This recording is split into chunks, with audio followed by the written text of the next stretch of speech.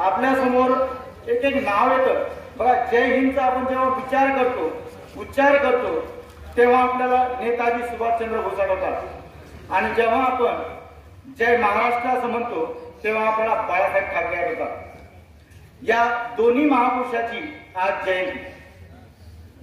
मी या दोन्ही महापुरुषांचा माल्यार्पण करण्यासाठी आपल्या शाळेचे पर्यवेक्षक आदरणीय जाधव सर आणि पाटील सर आणि दुबे मॅडम यांना अशी विनंती करतो की त्यांनी या दोन्ही महापुरुषांच्या प्रतिमेचा माल्यार्पण आणि पुष्प अर्पण करावे.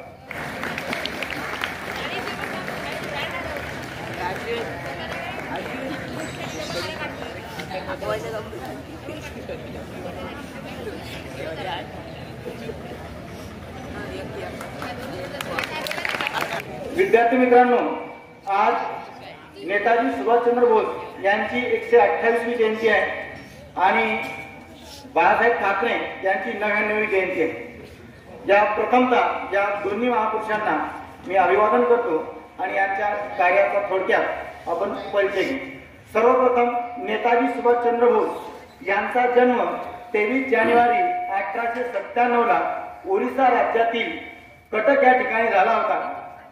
सुभाषचंद्र बोस हे कुशाग्र बुद्धिमत्तेचे असल्यामुळे त्यांनी त्यांचं शिक्षण, महाविद्यालयीन शिक्षण कोलकात्याला, म्हणजे आताचं कोलकाता तेव्हाचं कलकत्ताला पूर्ण करून ते ब्रिटनमध्ये गेल्यानंतर त्यांनी भारतीय संधी सेवा उत्तीर्ण केली होती आणि त्या संधी सेवेच्या माध्यमातून त्यांना भारताच्या प्रशासकीय सेवेत ब्रिटनच्या माध्यमातून रुजू करण्यात येणार होतं. परंतु इंग्रजाची गुलामगिरी मी पत्करणार नाही, मी शिकलेलो जरी असलं तर भारत स्वातंत्र्य करण्यासाठी माझ्या या शिक्षणाचा वापर करेल. आणि त्यांनी 1921 ला आपल्या ब्रिटनमधील कारभार बंद करून भारतात रिटर्न आले आणि भारतीय राष्ट्रीय काँग्रेसमध्ये जॉईन झाले. भारतीय राष्ट्रीय काँग्रेसमध्ये पंडित जवाहरलाल नेहरू यांच्यासोबत त्यांनी कार्य केलं आणि त्यानंतर हे कार्य करत असताना त्यांना भारतीय राष्ट्रीय काँग्रेसचं 1938चं अध्यक्ष होण्याचं सुद्धा सौभाग्य मिळाले नाही. परंतु काही कारणामुळे महात्मा गांधी आणि सुभाषचंद्र बोस यांच्यात वैचारिक मतभेद झाल्यामुळे त्यांना त्या पदाचा राजीनामा द्यावा लागला. कारण त्या काळात दुसरं महायुद्ध सुरू झाल्यामुळं ब्रिटनची अवस्था म्हणजे इंग्लंडची अवस्था ही कमकुवत झाली होती. त्याच अवस्थेचा फायदा घेण्यासाठी सुभाषचंद्र बोस यांचा अट्टहास होता आणि महात्मा गांधीचं म्हणणं असं असायचं जी दुसरा जर कोणी आपल्या अडचणीत असेल त्या अडचणीचा आपण फायदा न घेता ही विशिष्ट वेळ जाऊ देऊ, त्यानंतर आपण संपूर्ण स्वातंत्र्याची मागणी करू. परंतु हे त्यांना पटलं नाही. ते सशस्त्र क्रांतिकारक होते म्हणून त्यांनी ऑल इंडिया फॉरवर्ड ब्लॉक नावाची स्वतःचा पक्ष स्थापन केला. सशस्त्र क्रांती उभारली, अनेक सैनिक निर्माण केले आणि त्या सैनिक निर्माण करून त्यांनी लोकांना एक सांगितलं, जर तुम्हाला स्वातंत्र्य पाहिजे असेल तर तुम्हाला संघटित व्हावं लागेल, तुम्हाला एकत्र यावं लागेल. तुम मुझे खून दो मैं तुम्हें आजादी दूंगा.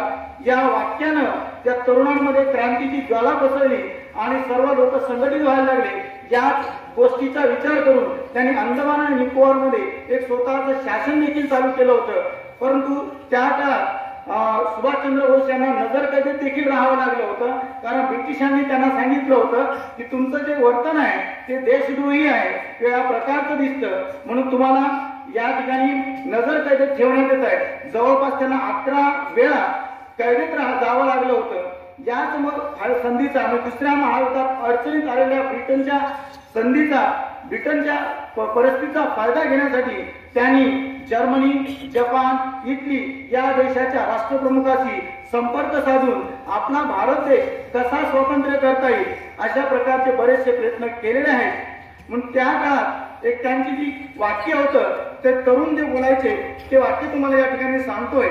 त्या वाक्यामध्ये त्यांनी असं सांगितलंय, हमें सब म्हणजे त्या काळाचे तरुण आपल्या मित्रांना, स्वतंत्र सैनिकांना ज्यांनी संघटना स्थापन केली होती त्यांचं म्हणायचे, हमें सब सुखों को भूल जाना पड़ेगा, हमें सब सुखों को भूल जाना पड़ेगा, वतन के लिए दुख उठाना पड़ेगा.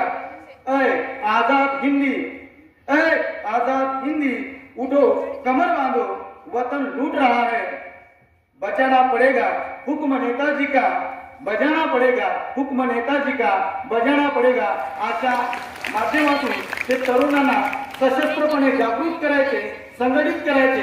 का त्यांनी बरंचसं काम, क्रांतिकारी काम केलं म्हणून त्यांना क्रांतीवीर असं देखील म्हटलं जातं.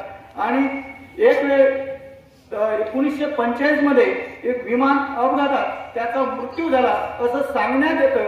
कारण प्रत्यक्षपणे त्याचे कोणत्याही प्रकारचे पुरावे आपल्याला दिसून येत नाहीत. तसेच दुसरे महापुरुष आहेत बाळासाहेब ठाकरे. बाळासाहेब ठाकरे यांचा जन्म 23 जानेवारी 1926 मध्ये पुण्यामध्ये झालेला होता. परंतु त्यांचं जे कार्य प्रामुख्याने मुंबईत आहे. हे व्यंगचित्रकार, थोर राजकारणी अशा प्रकारचे यांचं वर्णन केलं जातं. त्यांना हिंदू हृदय सम्राट असं देखील म्हटलं जातं. 1950 पासून त्यांनी प्रेस, फ्री जनरल प्रेस मध्ये कार्य केलेलं आहे. ते एक व्यंगचित्रकार म्हणून त्या प्रेसमध्ये कार्य करत होते. त्या व्यंगचित्रकाराच्या माध्यमातून त्यांनी समाजातील समस्यावर, समाजातील व्यंगांवर, समस्यांवर मोठ्या प्रमाणात प्रहार केले आहेत. त्या फ्री जनरल प्रेस नंतर त्यांनी 1960 मध्ये मार्मिक नावाचं एक साप्ताहिक काढलं आणि हे साप्ताहिक मराठीतील पहिलं व्यंगचित्रात्मक साप्ताहिक होतं. आणि याच व्यंगाच्या माध्यमातून ते महाराष्ट्रातील परिस्थितीवर मोठ्या प्रमाणात लिखाण करायचे, समस्येवर लिखाण करायचे. त्यांना महाराष्ट्राच्या परिस्थितीची जाण होती, मराठी माणसाच्या समस्येची जाण होती. त्यांना असं नेहमी वाटायचं की हा महाराष्ट्र पुरोगामी आहे, हा समाज सुधारकांनी निर्माण केला महाराष्ट्र पुरोगामी आहे. पण या महाराष्ट्राचा जो मराठी माणूस आहे तो अधोगामी झाला आहे. हा महाराष्ट्र उद्योगशील आहे पण इथला मराठी माणूस बेरोजगार आहे. या महाराष्ट्रात पैसा आहे पण इथला मराठी माणूस गरीब आहे. या महाराष्ट्राची अशी बिकट परिस्थिती झाल्यामुळे त्यांनी 19 जून 1966 मध्ये शिवसेना नावाचा एक पक्ष काढला आणि त्याच पक्षाच्या माध्यमातून त्यांनी महाराष्ट्रात कारभार करायला सुरुवात केली. हाच महाराष्ट्र मुंबईमध्ये असलेल्या, हाच शिवसेना पक्ष मुंबईमध्ये असलेल्या मराठी बांधवाच्या संरक्षणासाठी आज तगायत कार्य करतो. आणि जवळपास 1975 पासून मुंबईची महानगरपालिका या पक्षाच्या ताब्यात आहे.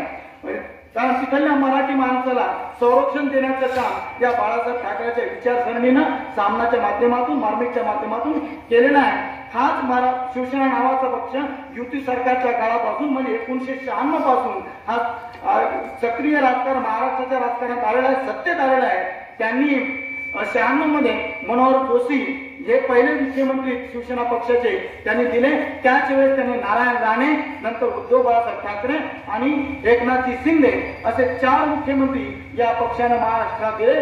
आणि 1996 मध्ये पहिलं जी युती सरकार आलं होतं त्या युती सरकारचे किंग मेकर म्हणजे बाळासाहेब ठाकरे. आणि यांनी त्या काळाच्या योजना राबवल्या, ज्यामध्ये झुणका भाकर केंद्र असेल, वृद्धांसाठी घरे असतील, गरिबांसाठी घरे असतील, झोपडपट्टींचा विकास असेल किंवा मुंबईमध्ये केलेला विकास असेल की उड्डाणपुलाचं काम असेल, हे सगळ्या प्रेरणेचे स्रोत म्हणजे बाळासाहेब ठाकरे. अशा दोन्ही महामानवाची आज जयंती होती. याच महामानवाच्या मुळे आपल्याला विशिष्ट प्रेरणा मिळते.